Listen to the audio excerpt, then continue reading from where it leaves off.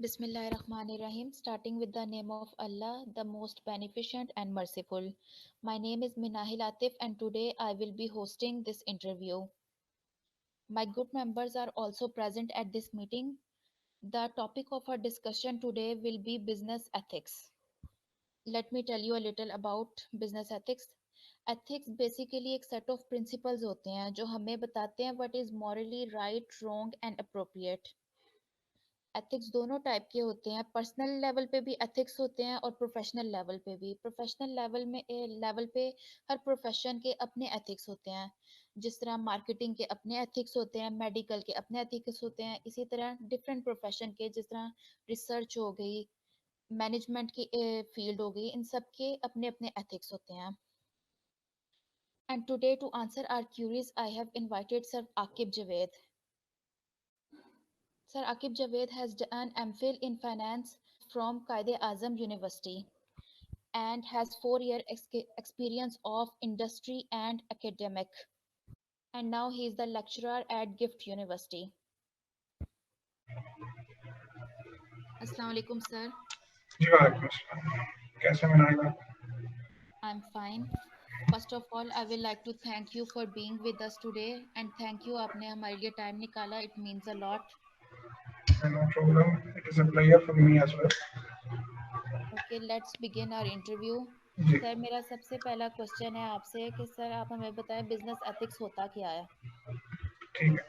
अच्छा जैसे अभी आपने बताया कि I am lecturer in accounting तो I am not that good in ethics, लेकिन मैं कोशिश करूंगा कि जितनी मुझे अंडरस्टैंडिंग है जो मैं प्रैक्टिकली परसीव करता हूँ मैं उसको आपके सामने लेकर आ सकूँ। तो जैसे बिजनेस एथिक्स को जानने से पहले अगर हम एथिक्स को थोड़ा देखें, आपने भी थोड़ा एलेबोरेट किया कि ये मॉरली जो भी आपकी गुड डीड्स हैं या बैड डीड्स हैं वो आप इनर से डिसाइड कर रहे होते हैं कि ये मैं ठीक कर रहा हूँ या गलत कर रहा हूँ, वो आपके एथिक्स में फॉल करते हैं। उसमें बड़ी सी चीजें फिर आगे आ जाती हैं, उसमें आपकी ऑनेस्टी है, लोगों के साथ फेयर होना है, ये सब एलिमेंट्स। तो जब हम बिजनेस एथिक्स की बात करते हैं तो यही एथिक्स आपके बिजनेस में भी एप्लीकेबल है। यानी कि अगर आप बिजनेस को रन कर रहे हैं तो आपका बिजनेस भी उसमें ऑनेस्टी होनी जरूरी है, उसमें फेयरनेस होना जरूरी है।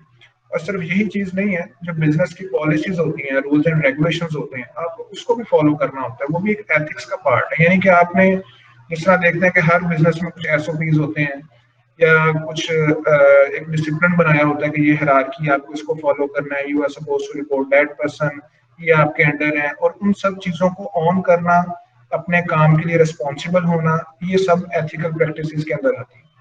तो मेरे नजदीक यही है जो बिजनेस एथिक्स में हम सीखते हैं या उसको इलेबोरेट कर सकते हैं। ओके सर, फिर आपने इसका मतलब बताया हमें कि बिजनेस एथिक्स जो हमारे राइट रॉ कंडक्ट्स होते हैं इन अ वर्क प्लेस उसे कहते हैं बिजनेस एथिक्स। जी डेफिनेटली। ओके सर, मेरा सेकंड क्वेश्चन है आपसे कि एथिक्स की इम्पोर्टेंस क्या है बिजनेस में, उसकी क्या नीड है? जी अच्छा, एथिक्स की इम्पोर्टेंस कुछ इस तरीके से, जैसे लेकिन बिजनेस की अगर बात करें, this is not a one man show. आपके बहुत ज्यादा स्टेक होल्डर्स इसमें इंक्लूड होते हैं। स्टेक होल्डर्स लाइक हर वो पर्सन, हर वो कंपनी या गवर्नमेंट जिसका इंटरेस्ट है आपके बिजनेस के अंदर। अब उसमें आपके एम्प्लॉयज भी हो सकते हैं जो आपकी ऑर्गेनाइजेशन में, आपके इंस्टीट्यूट में काम कर रहे हैं, आपके कस्टमर्स भी होते हैं, आपके सप्लायर्स हैं, गवर्नमेंट आप में इंटरेस्ट रखती है। तो जब आप एथिकली उनके साथ डील नहीं करते तो नेक्स्ट टाइम कोई आपके साथ भी ट्रीट नहीं करना चाहता। फॉर एग्जाम्पल अगर मैं इसको एक एग्जाम्पल के साथ रिलेट कर लूँ, जैसे मैंने अभी बात की एम्प्लॉयज की, एम्प्लॉयज बिजनेस का एक पार्ट है, ठीक है। तो अगर आप उनके साथ एथिकली काम कर रहे हैं, एथिकली किस तरीके से, अब एथिक्स तो यही आपको कहते हैं कि अगर आप उनको उनसे काम ले रहे हैं तो उनको एक प्रॉपर वर्क प्लेस भी प्रोवाइड करें। ये तो नहीं है कि अब आप उनको वर्क प्लेस ही नहीं प्रोवाइड कर रहे, उनसे आप एक्सपेक्ट करते हैं कि नहीं वो आपको काम एफिशिएंसी का दें। छोटे लेवल पर अगर बात कर रहे हैं, जिस तरह आप इंडस्ट्री में देखते हैं, जो इनको हम कहते हैं कि हार्ड जॉब्स करते हैं जो लोग, ठीक है, मशीनरी पे काम करते हैं, उनको उस तरह से सर्विसेज नहीं दी जाती हैं, उनको फैसिलिटीज नहीं दी जाती हैं, उनको जो ग्लव्स चाहिए, उनको जो क्लॉथिंग चाहिए, वो नहीं उनको मिलते। तो ये एथिकल प्रैक्टिसेस तो नहीं है। तो इम्पोर्टेंस इसकी क्या है कि अगर आप इन चीज़ों को फॉलो करते हैं तो आपकी कस्टमर आपके साथ लॉयल रहता है, उसको पता होता है कि ये अच्छा नेम है, इसकी जो सर्विसेज हैं ये एथिकल पर्सन है, आपके एम्प्लॉयज आपके साथ लॉयल रहते हैं, गवर्नमेंट आपसे एग्री रहती है, कोई कॉन्फ्लिक्ट नहीं डेवलप होता। और अगर आप ये भी नोट करें कि आजकल जिस तरह काफी एडवर्टीजमेंट्स आती हैं, कोई नई चीज हो ना, एक मार्केटिंग स्ट्रेटेजी भी बन गई हुई है कि हम इसमें से इतना पोर्शन डोनेट करेंगे, हम इसमें से इतना पोर्शन इस चीज पर लगाएंगे। ठीक है, वो लगा रहे होंगे, लेकिन उसको क्यों वो इतना हाईलाइट करके बता रहे हैं? ताकि जो उनके कस्टमर्स हैं उन तक पहुंचे कि हम लोग कितना एथिकली लेकर चलते हैं अपनी एक्टिविटीज को, और हम कैसे अपने सब स्टेक होल्डर्स को, उनके जो इंटरेस्ट है उनको प्रेफर भी करते हैं और उनको आप लोग डील भी करते हैं ठीक है।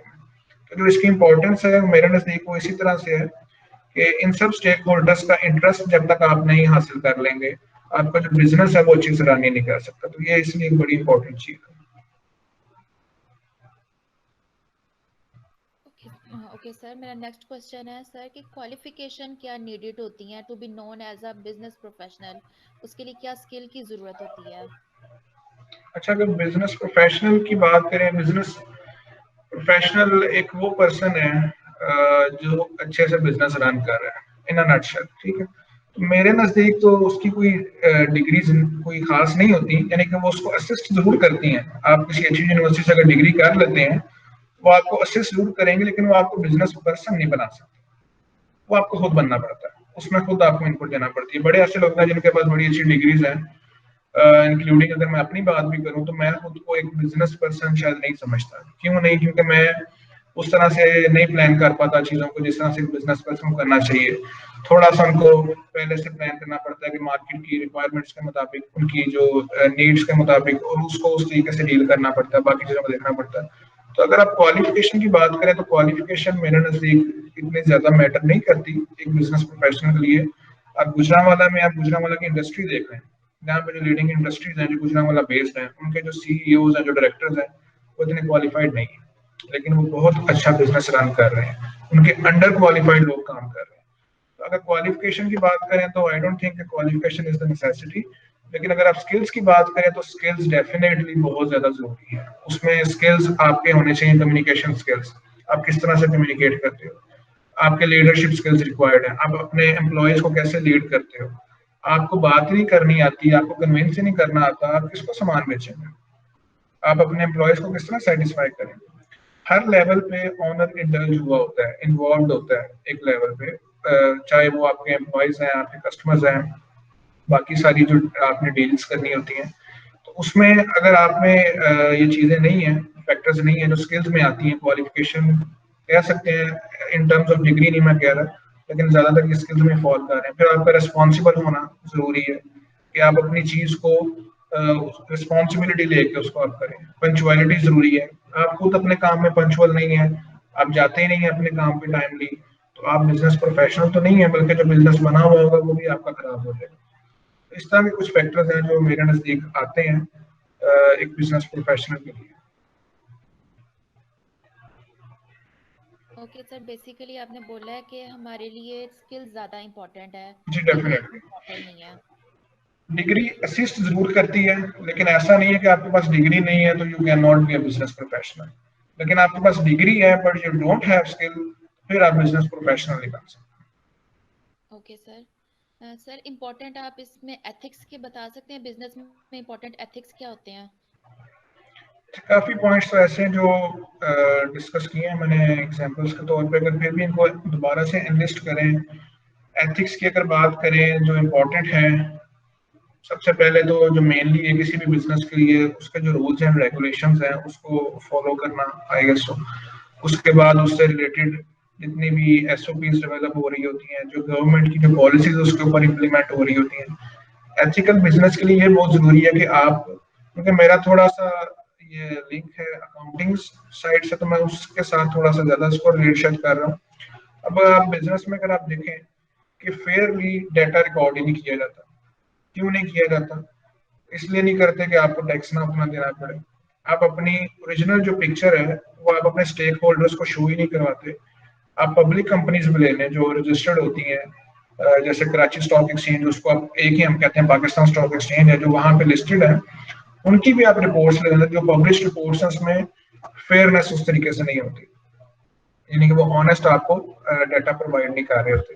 तो एक जो चीज है इंपॉर्टेंट एथिक है कि आपको ऑनेस्ट होना चाहिए, फेयर रिप्रेजेंटेशन ऑफ डाटा होना चाहिए, ट्रांसपेरेंसी होनी चाहिए, और अगर आप इंडिविजुअल लेवल पे सोल प्रोप्राइटर हैं, आप अपने लेवल पे काम कर रहे हैं, तो फिर भी आपको ट्रांसपेरेंट होना चाहिए टुवर्ड्स द गवर्नमेंट, क्योंकि गवर्नमेंट आप पे ट्रस्ट कर रही होती है कि आप खुद बताएं आपकी क्या इनकम थी, आपके क्या एक्सपेंसेस थे, आपके ऊपर कितना टैक्स बनता है। लेकिन हम क्या करते हैं, हम हाइड करते हैं। हम क्यों बैंकिंग ट्रांजेक्शन की तरफ नहीं जाते?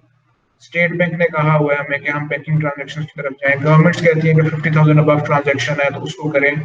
इवन जो कोर्ट्स हैं, जब वो भी हम वहां पे जाते हैं अबव 50,000 के जो इश्यूज हैं लेके, तो वो भी कहते हैं कि आपने ये 50,000 से ऊपर वाली अमाउंट अगर थी तो बैंकिंग चैनल से क्यों नहीं की। तो ये सब वो चीजें हैं जिनको आप अगर फॉलो करें तो यही एथिकल प्रैक्टिसेस है। अब इनका अगर आप ये देखें कि इनका पर्पस क्या है या क्यों आपको लगता है कि ये इंपॉर्टेंट है, अगर आप इनको फॉलो करते हैं तो जो आपकी माल प्रैक्टिसेस होती है बिजनेस के अंदर, प्रॉब्लम्स आती हैं, कॉन्फ्लिक्ट्स आते हैं, वो हल हो जाते हैं। आपके जो रिलेशनशिप्स होते हैं एम्प्लॉयज के साथ, आपके बाकी स्टेक होल्डर्स के साथ, वो बेहतर हो जाते हैं। कस्टमर की सेटिस्फेक्शन भी इंक्रीज करती है।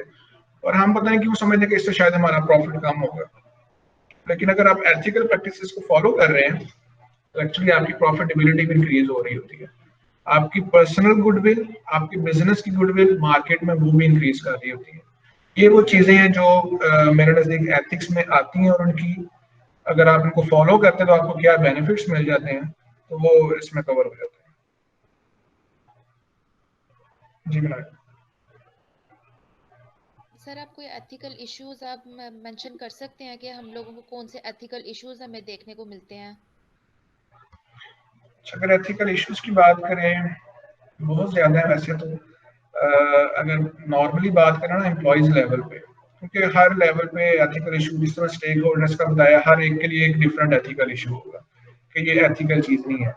अगर मैं बात करूं एक कस्टमर की, फॉर एग्जांपल, आप लोग एडवर्टीजमेंट है, मी एज अ कस्टमर मैं एडवर्टीजमेंट देखता हूँ, उसमें मुझे बताते हैं कि ये जो प्रोडक्ट है ये बहुत हेल्दी है, इसमें ये वाइटामिन हैं, इसमें ये चीजें हैं, आप इसको यूज करें। मैं क्या कर रहा हूँ, मैं ब्लाइंडली ट्रस्ट कर रहा हूँ उस एडवर्टीजमेंट के ऊपर, और मैं उसको फॉलो करना शुरू कर देता हूँ, यूज करता हूँ, कंज्यूम कर रहा हूँ। बाद में जब मैं उसको देखता हूँ, अगर इसमें से एक कॉमन एग्जांपल लूँ मैं आपसे, मिल्क, ड्राई मिल्क ले लें या दूसरा लिक्विड मिल्क भी ले लें। जब उसको थोड़ा सा किसी ने इशू उठाया, इशू रेज किया, तो उसका बाद में लोगों ने, कंपनीज ने नेम ही चेंज कर दिया, नहीं ये तो मिल्क ही नहीं, ये तो टी वाइटनर है। ये एथिकल चीज है कि वो अपनी प्रोडक्ट को गलत बता के बेच रहे हैं। ये एक एथिकल इशू है कि आप एडवर्टीज ही गलत करते हैं, लोगों को मिसलीड कर रहे होते हैं। ठीक है। दूसरा, इसके अलावा अगर आप इसमें देखें एम्प्लॉयज लेवल पे, तो जो एथिकल इश्यूज हम बिजनेस के अंदर देखते हैं उसमें लेग पुलिंग एक चीज होती है। लेग पुलिंग क्या होती है कि मैं हूँ एक एम्प्लॉय हूँ, तो मैं अपने कोलीग से जेलस हूँ किसी वजह से, या वो क्यों प्रमोट हो रहा है, या वो क्यों अच्छा परफॉर्म कर रहा है, या वो ना आगे चला जाए तो मैं उसकी टांग खिंचाई करता हूँ। लेग पुलिंग जिसको हम कहते हैं, किस तरह से हो रही है, वो हर जगह पे अपने अपने वेज हैं। उसको काम का बर्डन किसी तरीके से ट्रांसफर करवाना, या जिसको हम रिपोर्ट करते हैं उनका जेल खराब करना उसके मुताबिक, ये सब चीजें भी आ जाती हैं। फिर मिस गाइडिंग, ये भी एक एथिकल इशू है जो बिजनेस के अंदर होता है। बड़े ऐसे लोग हैं जिनसे आप राय लेते हैं, जैसे फॉर एग्जांपल आप बिजनेस कर रहे हैं, तो आप उनसे, आपके एडवाइजर्स होते हैं कि आप किस तरीके से, फॉर एग्जांपल अगर मैं बात करूँ, परचेजर्स होते हैं ना, purchase agents, owner purchase agents को कहता है कि जाए आप मार्केट में सर्वे करके हैं, ये प्रोडक्ट हमें कहाँ से अच्छी मिल जाएगी।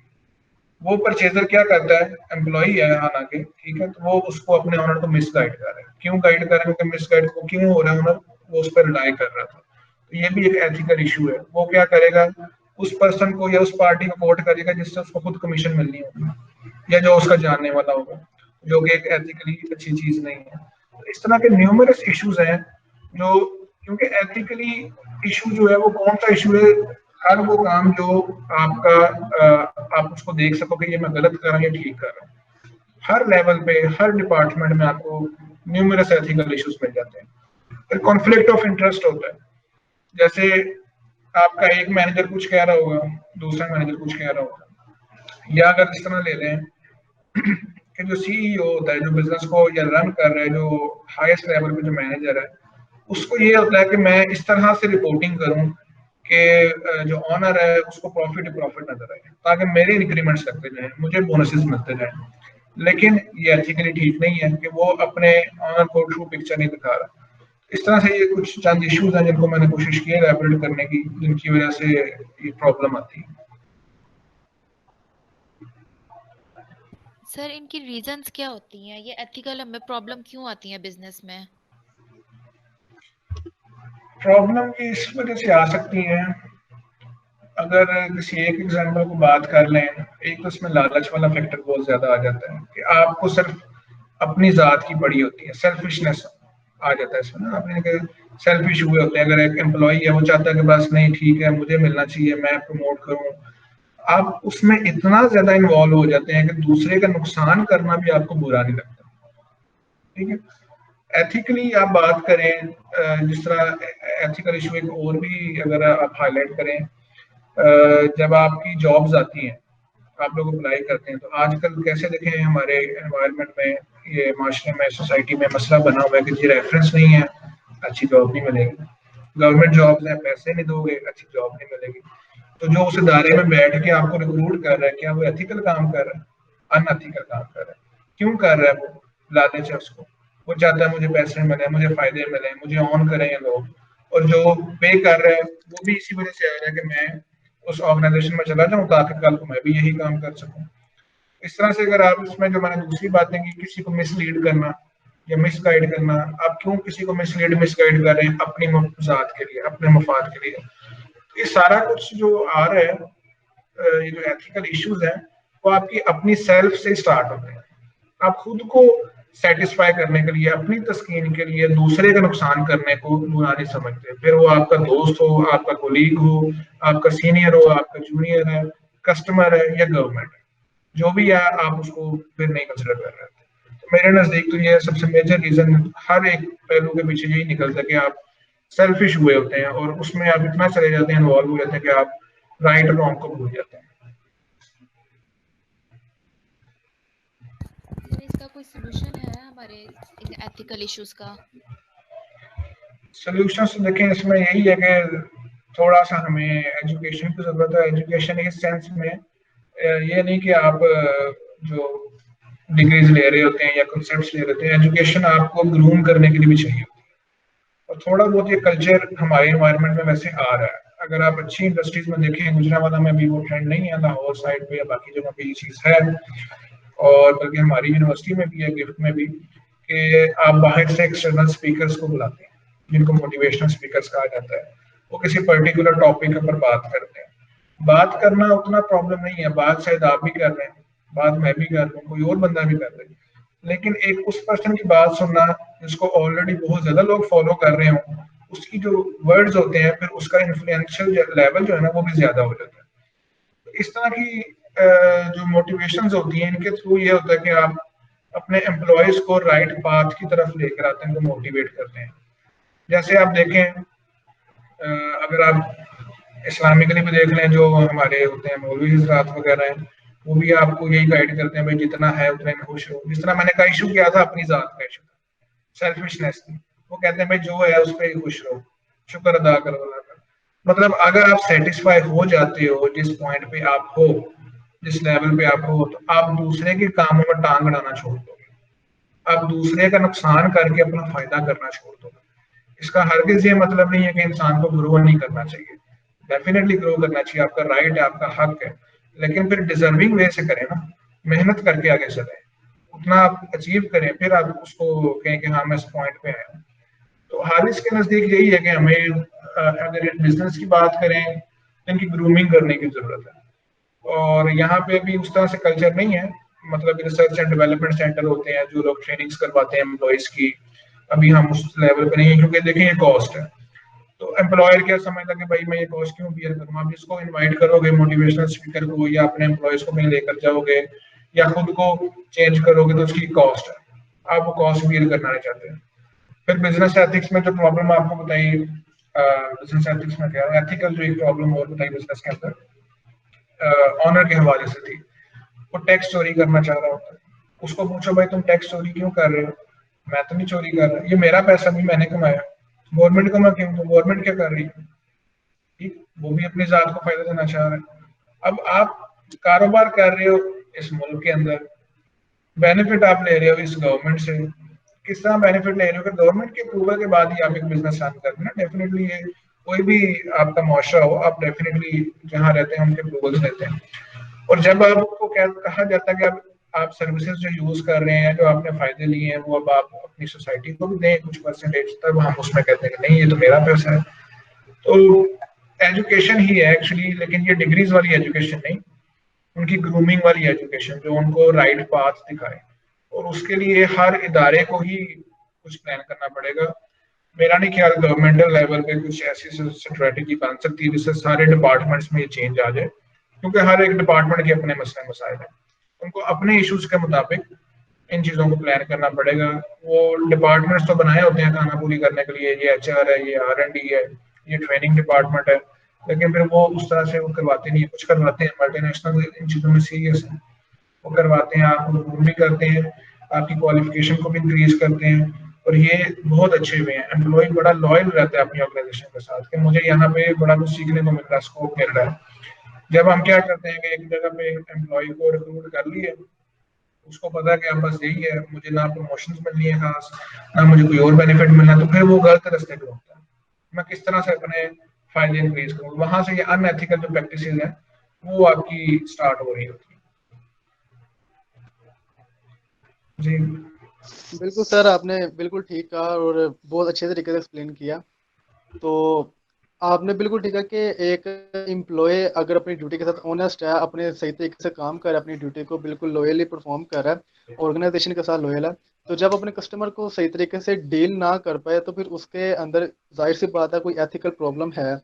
तो अगर आप अपने कस्टमर को अच्छे तरीके से डील ही नहीं कर पा रहे, क्योंकि डीलिंग का मतलब ये होता है कि आप अपने कस्टमर के दिमाग में अपनी ऑर्गेनाइजेशन की और अपनी एक इमेज बना रहे हो।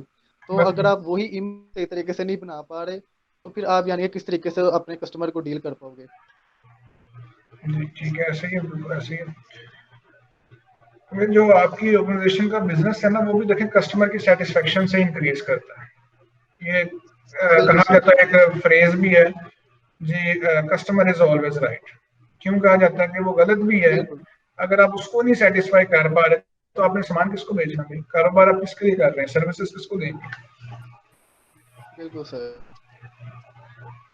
बहुत सारे इश्यूज में सर ये भी आ जाता है कि सोशल मीडिया पे अपने ही कहते हैं ऑर्गेनाइजेशन पे कुछ ऐसी पोस्ट कर देते हैं जिसकी वजह से कंपनी को नुकसान आ, के अंदर कुछ हरासमेंट के केसेस भी निकल आते हैं, हेल्थ इश्यूज भी आ जाते हैं। जो कि आप अगर देखें कंस्ट्रक्शन की कोई ऑर्गेनाइजेशन है जो कि कंस्ट्रक्शन का बिजनेस करती है, तो वहां पे अगर कोई वर्कर एक्सीडेंट हो उनकी जगह पे, तो वहां पे अगर वो अपने एम्प्लॉयज का ख्याल नहीं रख पाते, कोई एक्सीडेंट हो गया, तो फिर जाहिर सी बात है कंपनी के इमेज को डिग्रेड करती है, नीचे गिराती है सबों को। और देखें, तो ये फिर फिर एथिकल बात आती है। प्रैक्टिसेस के अंदर ही आता है ना। मैंने भी जिस तरह आपको बताया कि जो टफ जॉब्स या हार्ड जॉब्स करते हैं उनके लिए गवर्नमेंट तो कहती है कि आपने उनको, अब देखें बड़ा कुछ बंद है गवर्नमेंट की तरफ से, तो लेकिन हम कहाँ वो चीजें कर रहे हैं। फॉर एग्जाम्पल, गवर्नमेंट कहती है चाइल्ड लेबर ना करें, चाइल्ड लेबर बिल्कुल के सही सर। देखें ढेर लगा हुआ है। वो सियालकोट की इंडस्ट्री की अगर मैं बात करूँ, इनको इंटरनेशनल ऑर्डर्स आते थे, इनके ऑर्डर्स जो है ये नाइकी एडिडास की तरफ से कम होना शुरू हो गए। किस वजह से? उन्होंने कहा कि आप चाइल्ड लेबर करवाते हैं। उस चाइल्ड लेबर को उन्होंने काफी हद तक फिर कंट्रोल करवाया। तो मतलब देखें कि एज अ मुस्लिम ये हमारे ईमान का हिस्सा है कि हम लोग फेयर होकर चलें, इंसाफ के साथ चलें। लेकिन नॉन मुस्लिम जो है इन चीजों में हम उन्हीं की बुक्स पढ़ रहे हैं, हम उन्हीं को फॉलो कर रहे हैं बिजनेस प्रैक्टिसेस के हवाले से। क्यों? क्योंकि हम समझते हैं कि वो हमसे बेहतर है। और अगर आप देखें कि उनकी बेहतरी क्या है, कि वो एथिकल प्रैक्टिसेस को फॉलो करते हैं, वो गलत की बिल्कुल तरफ सही नहीं सर। जा रहे होते। वो उनको पता है कि हम जब ठीक काम करेंगे, अच्छी चीज सर्व करेंगे, तो हमारा काम चलेगा चलेगा। एक लोकल सी एग्जांपल दूं आपको, शायद ना कभी हाईलाइट हुई हो, लेकिन आप रोज उस प्रॉब्लम से शायद गुजरते भी हैं। दूध लेना आजकल कितना मुश्किल हुआ है हम लोग। बिल्कुल सर, ऐसे ही है बिल्कुल। ठीक है, आप समझ मार्केट में गया मैं आपकी चले जाएं, बात को।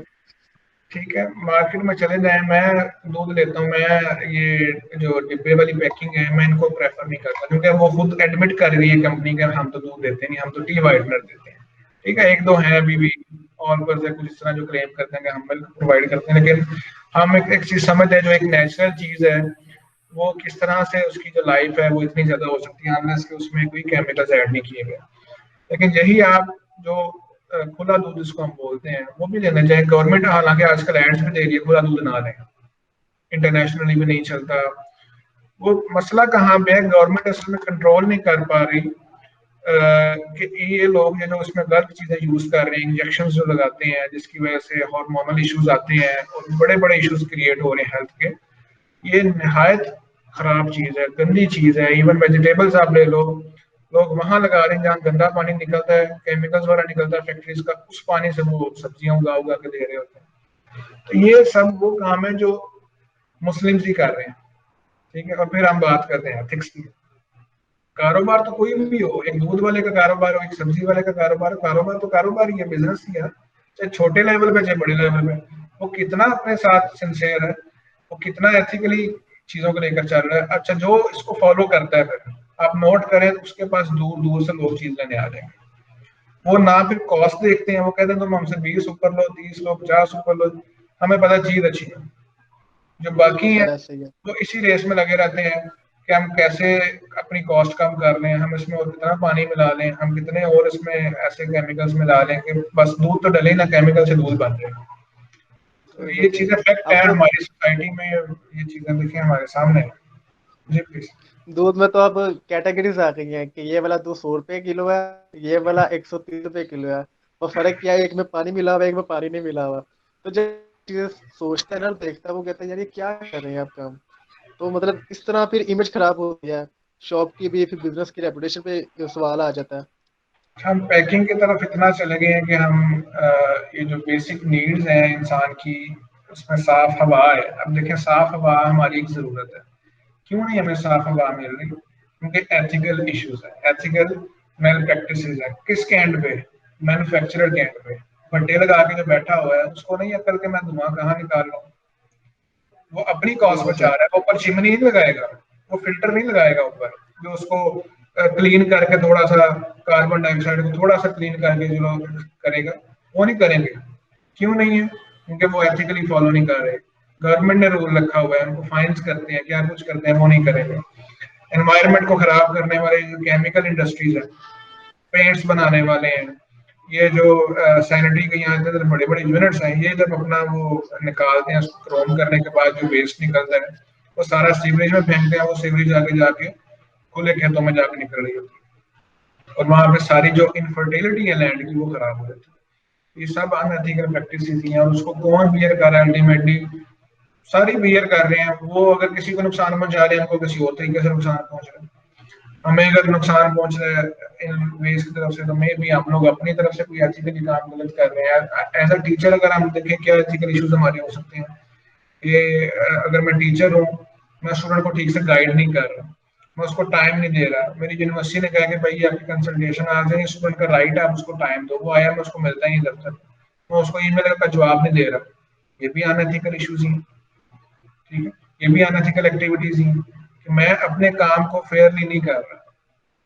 और मुझे अगर मेरे पे इदारे ने ट्रस्ट किया हुआ है तो मैं उस ट्रस्ट को खराब कर रहा हूँ, उस लॉयलिटी को खराब कर रहा हूँ। लेकिन यही जब आप एक अपना नेम बना लेते हैं कि भाई आप फेयर चलने वाले हैं, जिस तरह आपने हरासमेंट की बात की, चले हरासमेंट अल्हम्दुलिल्लाह हमारे इदारे में नहीं है, लेकिन किसी लेवल पे थोड़ी बहुत जेंडर डिस्क्रिमिनेशन आ जाती है। बच्चे बिल्कुल कंप्लेन सर। करते हैं, सर ये देखें ये फीमेल टीचर थी ना, इसने लड़कियों को नंबर दिए, इसने लड़कों को दिए। ये फीमेल मेल टीचर था, इसने उसको नंबर दिए। ये CR था ना, इसने इसको नंबर दिए। तो अल्हम्दुलिल्लाह कोशिश करनी चाहिए और मैं पूरी कोशिश करता हूँ। मैं इसलिए CR भी नहीं बनाता कि किसी के दिल में आई ना। मैं कहता हूँ मेरे लिए आप सब इक्वल हो, मुझे आप ईमेल से अप्रोच करो, मेरे ऑफिस की जो टाइमिंग है आप अप्रोच करो, मैं आपके लिए अवेलेबल हूँ। बड़े मामला में रूल्स एंड रेगुलेशंस में स्टूडेंट्स मुझे नहीं पसंद करते क्योंकि मैं उसमें स्ट्रिक्ट हो जाता हूँ। लेकिन मैं उसको उसमें स्ट्रिक्ट रहना ही बेहतर समझता हूँ, क्योंकि मेरा मकसद है कि मैं यहाँ पे एम्प्लॉई हूँ यूनिवर्सिटी का, तो जो उसके रूल्स हैं अगर मैं वो नहीं फॉलो करवा रहा तो दैट मीन्स कि मैं अपने इदारे के साथ चीट कर रहा हूँ। और इदारे के साथ तो बाद में चीट कर रहा हूँ, मैं अपने जात के साथ चीट कर रहा हूँ कि मैं अपनी यहाँ पे जिस पर्पज के लिए मैं आया हुआ हूँ, लोगों को सर्व करने आया हूँ, उस सर्विंग का मुझे जो मिलता है रेवेन्यू या बेनिफिट्स जो मिलते हैं, तो फिर मैं समझता हूँ कि वो मैंने शायद डिजर्व नहीं की, मैंने वो अर्न नहीं की। तो इसलिए मेरी कोशिश होती है कि मैं फेवर रहूँ। और ये मामला है, नो डाउट, इसमें मैं नहीं कहा कि नहीं है, लेकिन फिर भी अल्लाह का शुक्र है हमारे इदारे में, इस यूनिवर्सिटी में स्टूडेंट्स की जो आवाज़ है उसको बड़ी रिस्पेक्ट मिलती है, उनको सुना जाता है और उस पर एक्शन लिया जाता है regardless of those institutes which are purely government based. और वहाँ पे क्या हो रहा है कि वहाँ पे स्टूडेंट तंग आके उसी टीचर की सुन रहा होता है। और आप इश्यूज भी हाईलाइट करते हैं, सिर्फ इन्हीं इदारों में नहीं, इस्लामी इदारों में जिनको मदरसे कहते हैं, वहाँ पे क्या क्या इश्यूज आ रहे हैं। आप जो पेरेंट्स हैं वो अपने छोटे बच्चे को ट्रस्ट करके आपके मदरसे में आपको भेज रहे हैं, आपकी जिम्मेदारी एथिकल रिस्पॉन्सिबिलिटी है कि आप उसको गाइड करें, ठीक से उसको पढ़ाएं। और आप उनको उधर मार पीट रहे हैं, इस्लाम में ये भी चीज नहीं है, ना इस्लाम में बिल्कुल है सर, ना बिल्कुल। हमारे कॉन्स्टिट्यूशन में। स्कूलों में मारा जाता था, स्टिक्स पड़ती थी, थप्पड़ पड़ते थे, क्या कुछ था। ठीक है, शायद आप लोगों ने भी कुछ एक्सप्लोर किया हो, किया हमसे। बिल्कुल सर, ठीक है, किया हमने तो सर, किया मुझे हुआ है। वो पड़े है।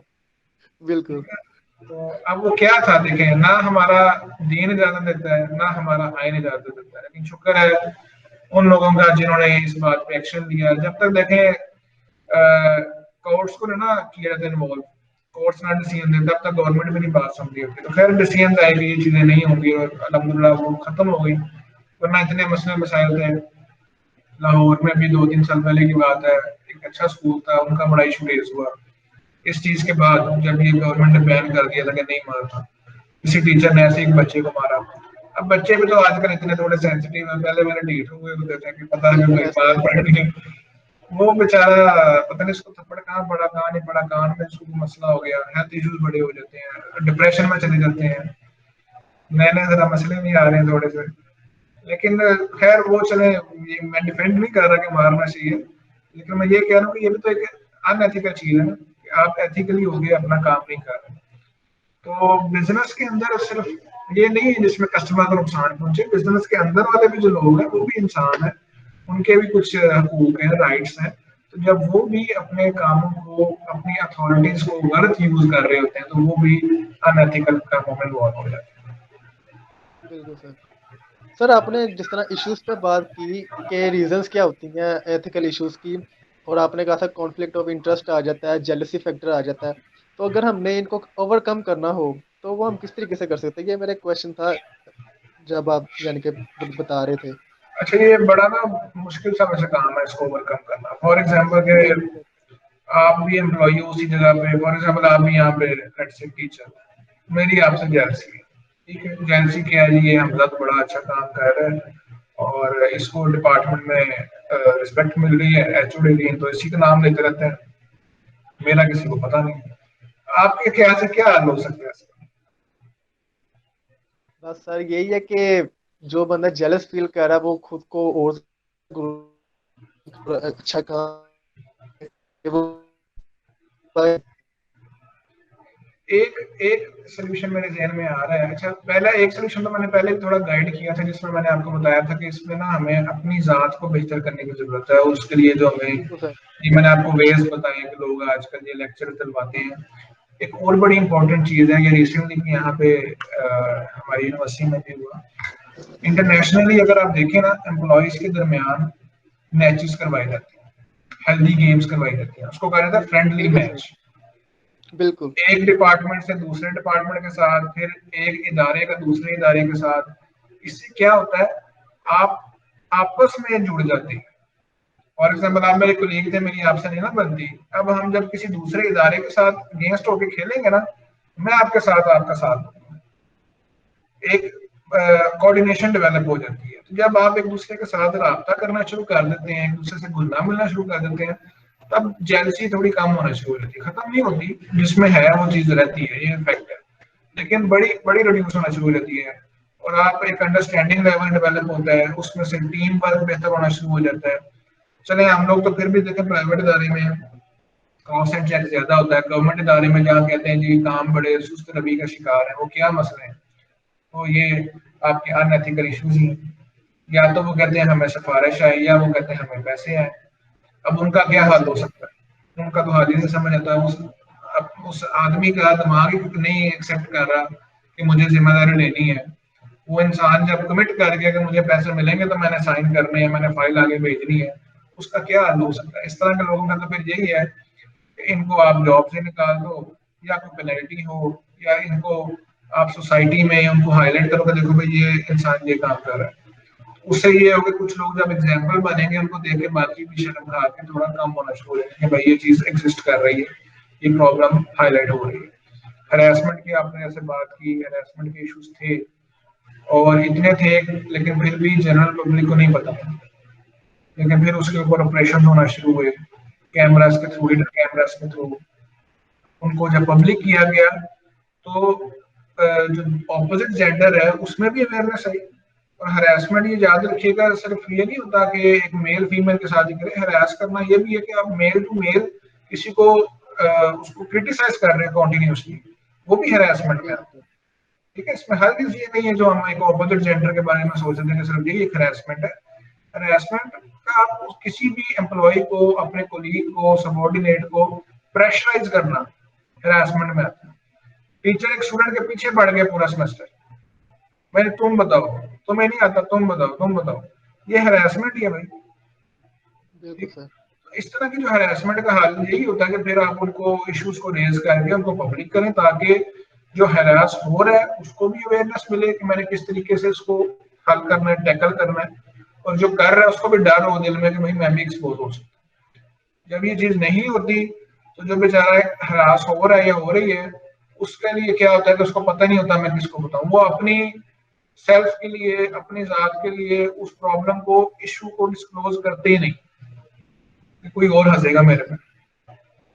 ठीक है, तो ये इस तरह के हर प्रॉब्लम के मुताबिक उनके थोड़े थोड़े कुछ वेज हैं जिनको अडॉप्ट किया जा सकता है ताकि बेहतरी आए हमारे माशरे में भी और अल्टीमेटली कारोबारों में भी।